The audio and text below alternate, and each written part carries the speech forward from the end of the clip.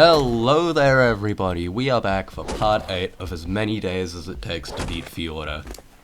In the previous episode we did a bunch of caves and collected a bunch of tribute items, and then we fought and killed the dragon on alpha difficulty, which was a massive achievement, as it meant we can start making a bunch of tech items now, including the tech mutator, which I can use to mutate my dino armies later on in the run. I don't think there's really much point in mutating the Therazinos anymore, because if they're strong enough to beat the Alpha Dragon, then I think they can beat all of the other vanilla bosses as well, but we still need to do the Titans at some point, so I think mutating up maybe a Giga army for that would be good. I still haven't seen any high level Gigas though, so I'm definitely keeping my eye out for that. I've only found 3 locations where they spawn so far, so I'm monitoring all of those constantly, but yeah, still no luck with high levels.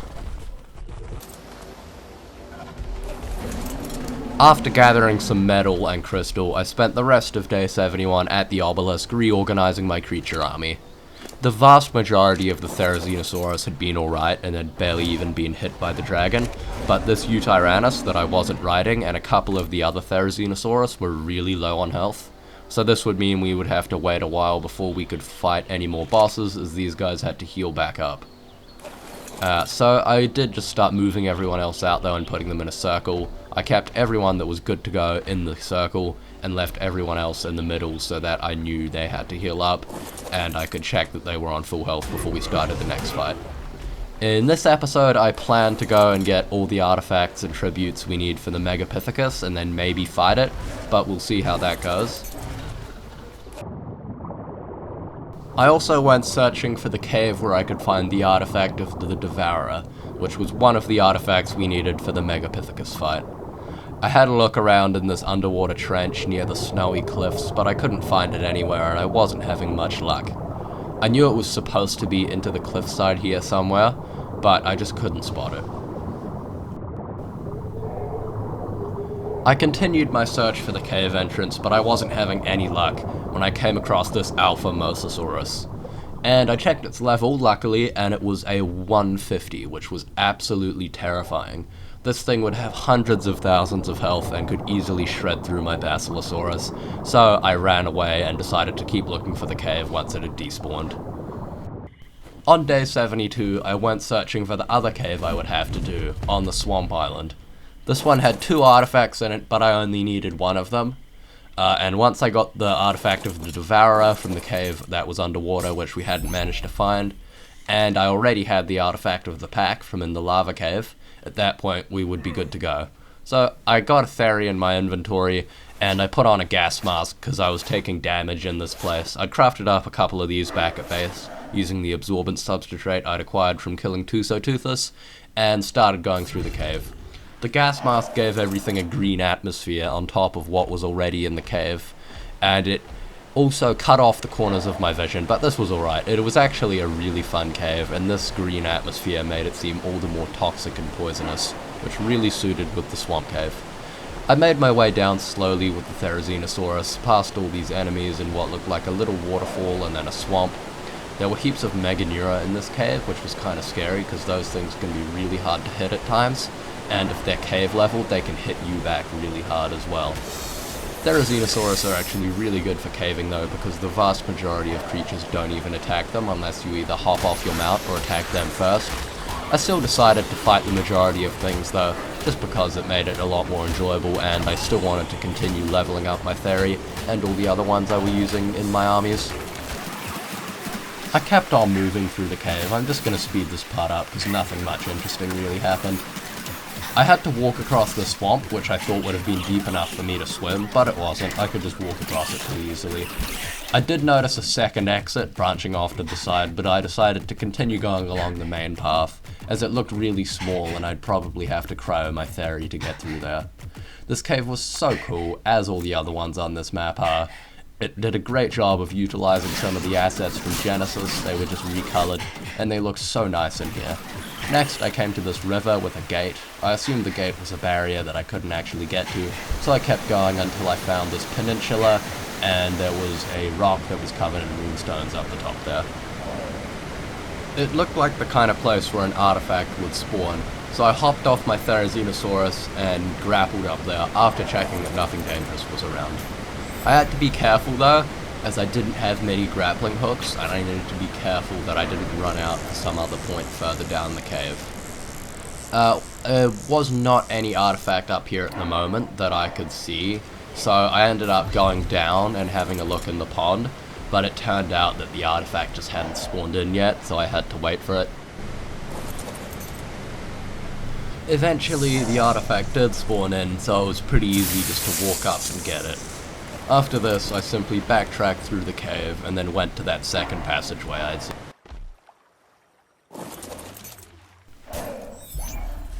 Through here, I had to cryo my theory as it was a tight area that you wouldn't fit through. I checked to see if the mushrooms were the ones from Aberration that give you the hallucinating gas, but they weren't. And I quickly came upon a pond filled with eels. Great. I threw my theory out and started killing the eels. This was definitely a good idea, as these things easily could have shredded through me if I tried to swim through here otherwise. I didn't have an oxygen tank on me, so I just took the plunge down into the depths. It was very tight, but my theory did manage to fit through somehow, even though the camera angles were very weird the whole way. Luckily there weren't any other creatures down here though. Eventually I did have to get off my theory, as there was this tight gap that he couldn't get through. So I dismounted, then hit him with the soul gun, and then swam up to the surface myself. I got up there and quickly looked at the next section of the cave. I couldn't see any creatures, but I threw my theory out anyway, and then kept on going through. I quickly found that there was this annoying Arthropleura sitting in the way, so I just ran past it, as it wouldn't aggro onto the Therizinosaurus anyway, and I quickly came out into the next section, which required grappling hooks, so I had to go back to base and craft some more. After repeating the whole cave again, I'm back with some grapples, so I'm gonna go and grab this yellow drop. I hope there's nothing dangerous in that water. It certainly looks like it would be filled with sarcos or something, so I do not want to fall in there. I didn't really find anything interesting in that drop, although the long neck blueprint is really good. It's not better than the current one I have by itself, but if I got a good roll with crafting skill, it could potentially become stronger. So after that, I just pulled myself up onto the top of this cliff. I'd actually underestimated the number of grapples I need, and I had not crafted the amount that I had to do. I saw the next section of the cave with the artifact up there, but I only had one grapple left, so I wouldn't be able to make it. However, then I had an idea. I could jump into the water and then pull myself up from in the water once I got closer to where the artifact was. I just had to hope there wasn't anything in here that was going to eat me. Straight away I got leeched, which was annoying, but it wouldn't kill me straight away, so that was good. Leeches just stick onto your face and slowly drain your health, but it wouldn't be that bad, as I could get out of here pretty quickly once I had the artifact. So I got up close and then pulled myself out of the water and jumped back onto this little island with the artifact. I nearly fell off the side because I bounced off the flower, but I didn't and we were good. We had the artifact. Let's go. By the time I'd got back home, enough metal had smelted up for me to make a tech replicator, so I decided to head out and do this. First though, I had to make an S+ crafting station, which I could use to make the other S+ crafting stations, and I wanted to make an S+ tech replicator, as it was necessary for making the mutator, which was of course an S+ structure. So I placed it down inside my base, and then put all of the materials inside it so I could begin making the replicator. I just needed a bit more metal than what I had on me, but I had more in one of my creatures' inventories, which was good. So I whistled the fairy that was carrying my metal over, and then I stuck it in the crafting station and began crafting up the tech replicator. I just had to get him to move away so he could come up to this thing, and if I hopped on his back he became too heavy to move, which was annoying. I just had to lure him into the corner like this, and in the end I did just have to use a move here whistle, which was annoying as it moved the position of all my other creatures, but what can you do? That wasn't quite close enough, but no, there we are, and there's the rest of my metal. So now I should be able to craft the tech replicator. I initially tried going over to a drop to do it, but that doesn't actually work for the S+ one, which is interesting, so I had to do it through here. And there we go, the tech replicator. This thing wouldn't actually fit in my base as the ceiling was too low, which was annoying, as it meant that I had to place it out in the courtyard. So I set up some 3x3 foundations and then placed it down on top of them.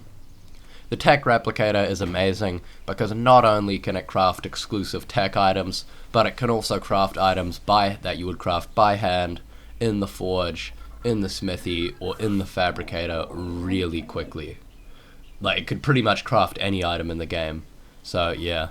I wanted to make some tech armor at some point as well, but I didn't have the tech grams for the full set yet, so I decided to hold off, as I'd need to kill every alpha boss in order to get every possible piece. Next, I just went back to the forge to get some more metal, as I wanted to craft up the mutator as well. I spent the rest of day 72 transferring all of my crafting resources into the tech replicator. This continued all the way through the night until I sat out on my Wyvern on day 73, and I found this little cave. There wasn't really anything interesting here in there though, so I'll just show you the end. Sadly, the only thing that I found in here was a Fjordur skin chest with some runestones. No artifact.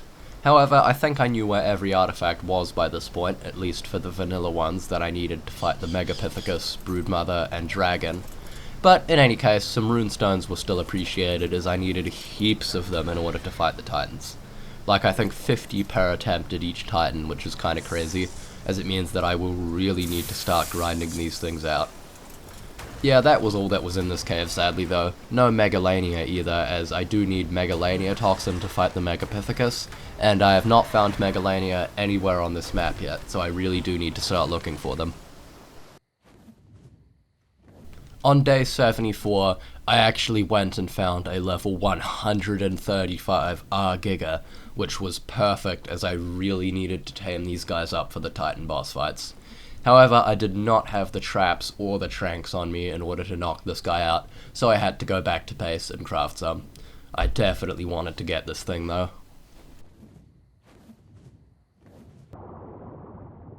Turns out, I was actually out of narcotics, so I had to craft up a bunch of them, but this took time, which meant that I could go and do something else while I waited. So I went back again to see if I could find the artifact of the Devourer cave. The Alpha Mosa was still there, but then I actually saw the cave entrance right next to where it was.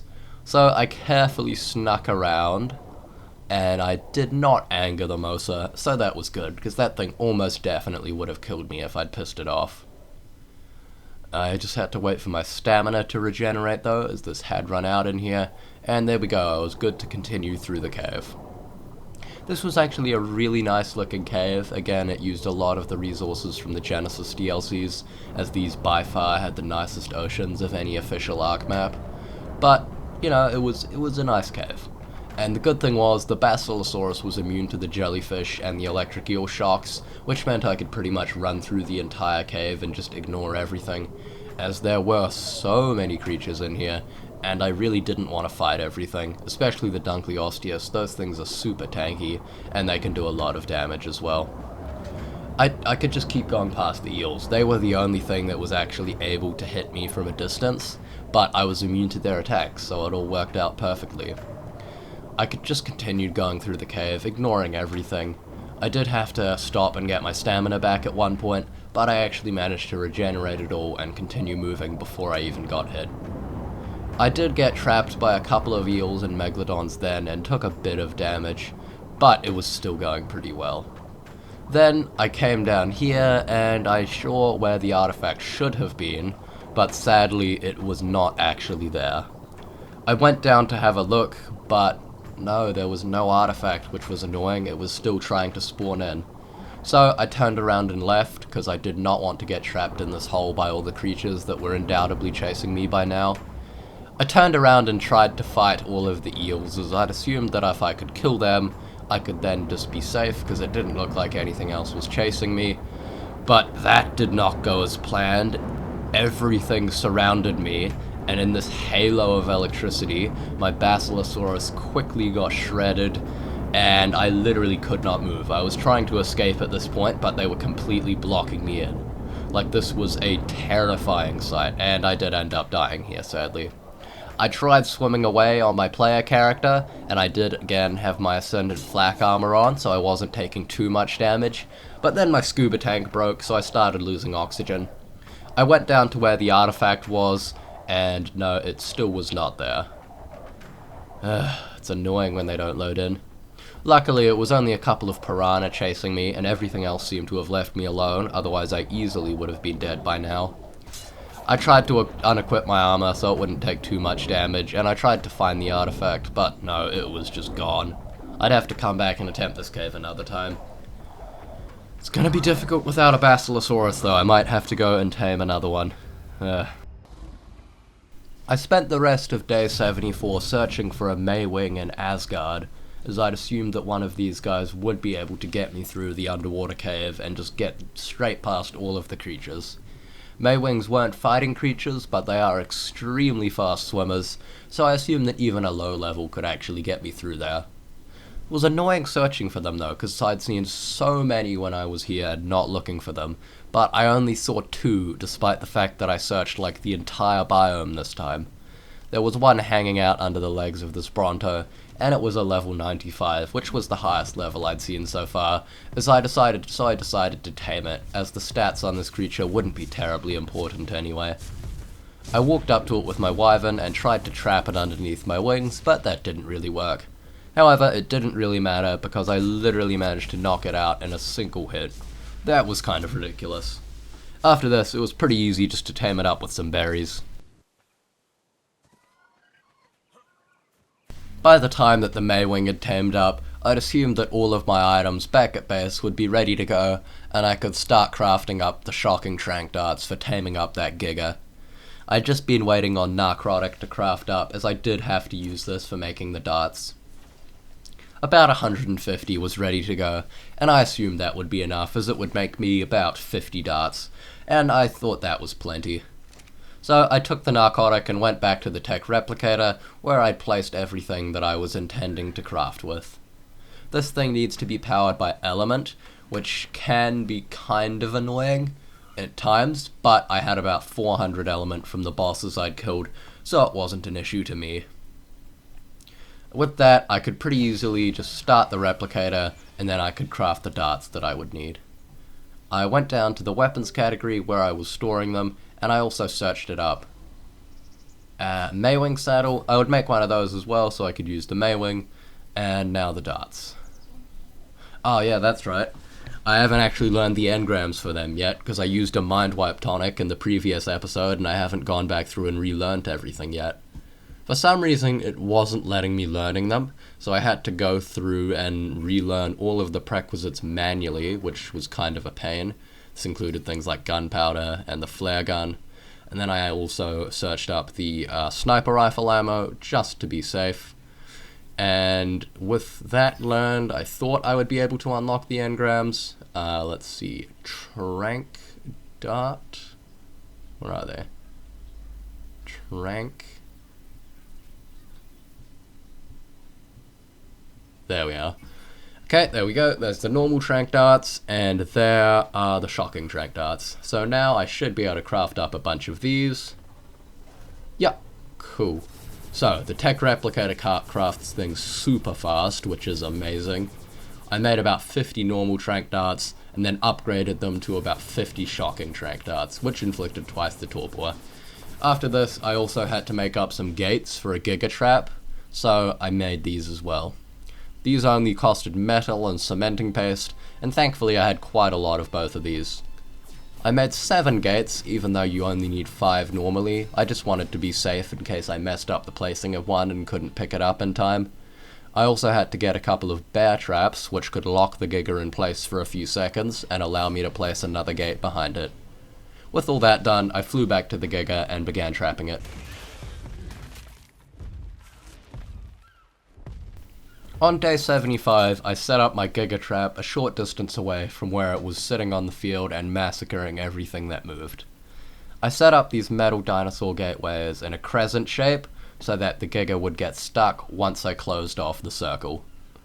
To do this, I would use bear traps and hold it in position so that I could safely get around behind it and place the last gate. So I just finished off these last gates, closing in the edge of the circle so that it would only take one more gate to lock it in there. I just had to get them in the right position, and there we are. Now I'm just going to place 3 bear traps down, so he will get stuck when he runs in here, and I'll have a few seconds to get around behind him and place the next gate down. Okay, there's the bear traps. Now we just need to wait for them to unwind, as there is a short distance after placing them where they actually won't do anything. You have to wait for them to open first. Okay, 1's doing it, 2's doing it, and 3 is doing it. Should be good to go now. So I took off on my Wyvern to go and find the Giga, which was only a short distance away on this field. And it was fighting some raptors and terrorbirds. This was actually really funny, as the terrorbirds got stuck in by its feet where the Giga couldn't actually hit them apparently, and it just ran around in circles trying to get them. This made me wonder if it was possible to kill a wild Giga like this just using a small creature, but we'll have to test that out some point later. Eventually though, the raptor did draw the Giga's attention, and then that caused it to bite out, and it killed the terrorbirds with that same bite as well. After eating their corpses, I went over and drew its aggro so that the Giga would come after me and I could lure it back into the trap. I had to be careful though, as I did not want this thing to kill my poor Wyvern, who had been with us for so long by this point. So, I lured him over to the trees and the trap. He did actually get stuck in the trees, but he bounced out, which was good, and made a beeline straight for me and got himself caught in the bear trap.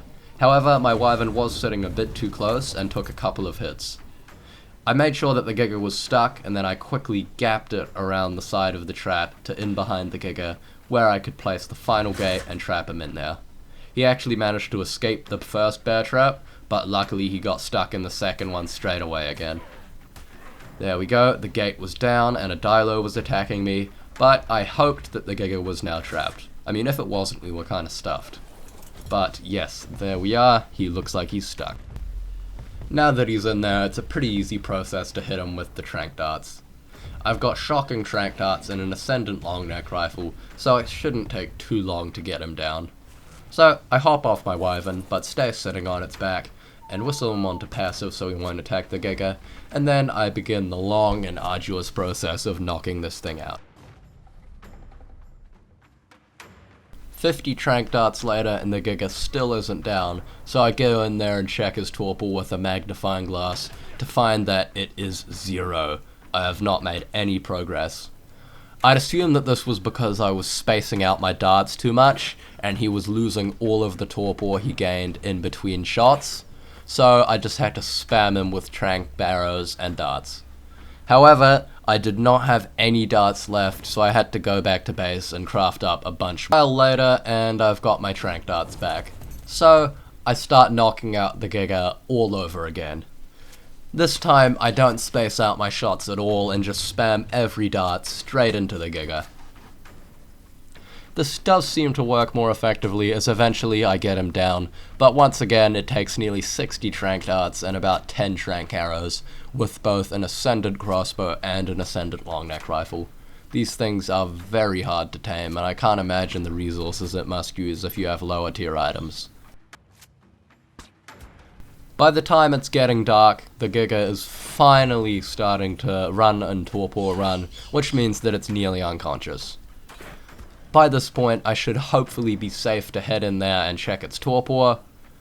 Oh, perfect, it's nearly unconscious. I just need to hit it with a few more trank arrows and then we should be good to go. I ran completely out of darts, so now we're on to arrows again. One more shot, 2 more shots, and hopefully it should fall unconscious now. Let's check. Yes. There we go, the Giga is down. This thing has awesome colors as well, so I can't wait. And has about 80,000 health, which is perfect, and some decent melee damage. Keep in mind though, those are wild stats, and Gigas have way more stats as wild creatures, and they'll get reduced significantly when he becomes tamed. But anyway, I feed as many narco berries as I can to stop his torpor for a bit, and then I head out on my Wyvern to collect some prime meat. I quickly kill an RG the next morning on day 76, then I harvest its body and fly back to the Giga as quickly as I can, hoping that it hasn't woken up. These things lose torpor insanely fast and they can easily get up if you leave them unattended. However, I had fed about 200 narco berries into it, which should steadily keep its torpor rising for a while. This is a good tip for you guys. Instead of letting the Giga drain torpor and using narco berries to increase its torpor, you can just feed it narco berries every few seconds to just prevent it from losing torpor, and that is much more efficient on your resources. But with that done, I could pretty easily just go over and give the Giga some prime meat and wait for it to tame up. The new Giga actually turned out to have pretty decent stats for a 135. It's got about 35 points into both health and melee, which, while not amazing, is certainly decent, and it's the best I could hope for, really. I mean, anything above that would be good, but I think 35 points into each will certainly suffice. And we will still need to tame up a partner at some point as well, so hopefully that one will have even better stats. These stats translate into about 175% melee damage and 18,000 health, as even though the wild Giga had way more stats than this, the tame ones do get a significant nerf, which is fair enough, because wild Gigas are really OP. So now I just had to try and find another Giga to breed this guy with.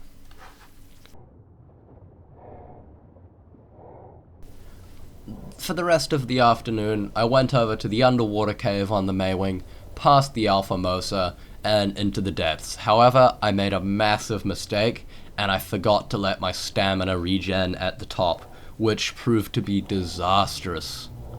I should have waited here for it to come back, but I didn't, and this meant that I ran out later on in the cave when I was actually running away from everything. I tried to stick near the surface so that I'd aggro the least number of things possible, but I swear the number of creatures in here at the moment was absolutely ridiculous. And sadly, the Maywing was not immune to the stuns from the eels like the Basilosaurus was, so I kept getting slowed down every now and then. The eels kept stunning me, and I tried to use the opportunity to regen some stam, but it was not looking good. The Maywing took a massive chunk of damage, and I was actually getting pretty close to the artifact by now, but no, there was another eel, and it stunned me. And then the Maywing died. I could actually see the artifact down there this time, but there was no chance I could get to it with all the creatures blocking my way. So, another failed attempt, but the artifact has spawned in now, so it should be pretty easy to go and get it the next time. After yet another disastrous attempt at the underwater cave, I decided to try again with another Maywing, as I felt fairly confident that I could do it if I actually waited for my stamina to regenerate this time at the cave entrance. So, I flew around through Asgard and tried to find a Maywing. I spotted a couple of them just up ahead on this field. They were both level 85s, which was funny, but I didn't really care about a high level, so I tamed up one of these guys. I actually love how these guys will jump up into the air and glide away from you in the wild. I think that's such a nice feature, and it's actually not as glitchy or weird looking as you'd expect from Ark. Sadly though, I didn't have any shocking trank darts left, which meant I had to use arrows, so I couldn't just knock it out in a single hit like I did last time, so I did have to chase it down and knock it out a couple of times. Alright, time for take 3. We are back on the ice floe above the underwater cave, and I'm just going to put my scuba on, and then we should be good to go, hopefully. I have actually waited for my stamina to regen this time, so hopefully we don't die like we did last time. The Alpha Mosa is still there, so I do not want to aggro that. Let's just see if I can sneak past it here into this cave entrance. There we go. Is it coming? No, we're good. Okay, I'll just wait for my stamina to regen again in here. And now I'm just going to run as fast as I can through the entire cave and try and avoid the eels, because they can slow me down, which could be bad. And the jellyfish as well, because they can stun me and knock me off my mount. Okay, I got hit by the eels then, but luckily the slow doesn't stack. Oh, and there's so many piranha as well. That's terrifying. There's piranha everywhere in here. Like, there's just so much stuff in this cave. Like, it would be so hard to go through here with a creature. You'd probably need like a high level, maybe even mutated Basilosaurus to fight through all of this. Or just like a Mosa or a Tuso. Okay, there's the artifact. Let's just make a break for it down here. Okay, it's looking good. Okay, I'm gonna jump off. Let's grab it. Something's hitting me, but I think we got it. Yes, we got it. And I'm dead. And the Maywing's gonna die soon as well, but we got the artifact, and I can just use the corpse recovery to get it back now. That afternoon, I also went and fought the alpha broodmother, as I still did not have the megalania toxin I needed in order to fight the megapithecus. All of the dinos had healed up by now though, and I think I had again 18 Theres and 2 Utyrannus. I'm just going to move that guy in a bit because it looked like he was kind of out of the portal. But yeah, got the 2 Utis here. I'm going to ride on Mohawk again. And yes, hopefully we don't die as disastrously as we did last time. I think we should be fine though, because these Theres are much more leveled up. They've got a couple of mutations, like no crazy stacks, but they've got like I think 1 melee and 1 health. And they all have ascended saddles, of course, so that should make a big difference. I'll also just put my Uti on auto courage quickly, so he buffs everyone up. And there's the alpha broodmother. Jeez, that thing is so fast. What the heck? That looks so strange. Okay, I just need to try and get everyone to surround her so they're not all taking damage at once. I'll just whistle them onto passive and follow so they come around behind, and then whistle them back onto her. And now, just these annoying little spiders is something I have to deal with as well. They keep slowing my Uti. They don't do much damage, but they hit heaps. Ooh, no, 1 fairy died already. That's not good. Oh, maybe one of them didn't heal up. I don't know. Because I put the ones that needed to heal in a soul ball, so they could heal up like while I was doing stuff, and they didn't have to. I didn't have to be at the arena for it to happen. But maybe I forgot to grab one of them. Oh well. Oh, it's annoying because when I try to fight the little spiders, all the fairies attack my target, which is the little spider, and stop hitting the broodmother. But we are doing good damage though, and I'm pretty sure I can't see any blood on the Therizzinos, so it's looking pretty good. This actually turned out to be a very long fight, as the broodmother has a good bit of health, but the fairies were tanky with their ascendant saddles and they had 35k HP, so I think we could outlast the broodmother. It was about half health by now, and we still only had 1 death, so that was good. I was getting a little bit worried for my other Utyrannus though, which seemed to be on pretty low health by this point, and it was really bloody. I just kept tanking damage from the normal spiders, and there goes the creatures. The Uti and 2 Theres just died. Yeah, so I was just tanking damage from all of the little Aranios. My Uti had plenty of health, and I didn't want to distract the Theres from fighting the broodmother, as they would all die instantly if we killed the main boss anyway. So, it was nearly dead now, and there we go, broodmother down.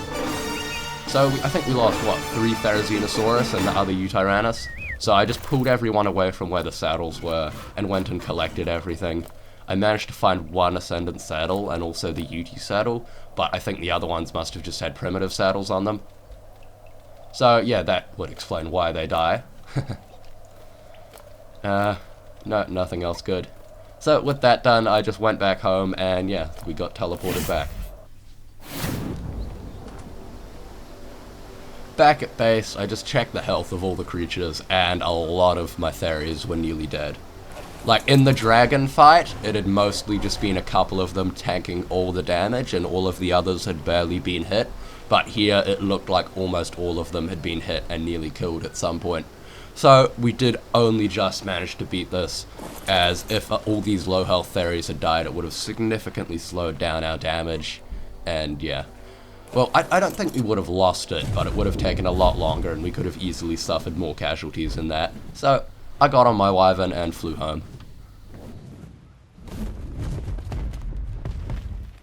The next morning, I went back to the Wyvern Trench and began to steal all the Wyvern eggs and kill all the Wyverns.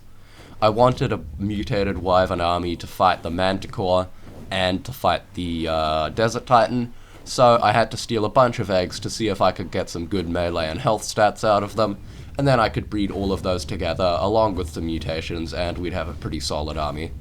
However, I also needed to get Wyvern talons for these fights as part of the tribute, which meant I had to kill all of the Wyverns. However, this was pretty easy, as if you didn't know, Wyverns are immune to breath from other Wyverns of the same type, and despite this, wildfire Wyverns will still try and use their breath on my Wyvern, which meant it was pretty easy for me to just sit still and tank damage, as half of their attacks would be breath anyway, which I was completely immune to. They did hit quite hard with their melee strikes, but it wasn't too bad. So I just killed these Wyverns and then stole all the eggs. After I'd killed all the wyverns and stolen all the eggs, I went back through the trench and stole the talons when I died to some lava. Like, I swear I was not standing in the lava then, but it still hit me, and I died. Which meant that I had to fly back there on a pteranodon to get my stuff and the wyvern. On day 79, I hatched up all the wyvern eggs I'd stolen, and then bred all the stats I'd gotten into a perfect pair. I got a pretty decent melee stat of 34 points, but sadly the highest health that I got was only 27 points. So I had to make do though, as it would take ages for more wyvern eggs to spawn in the trench, and I wanted to get starting on the breeding.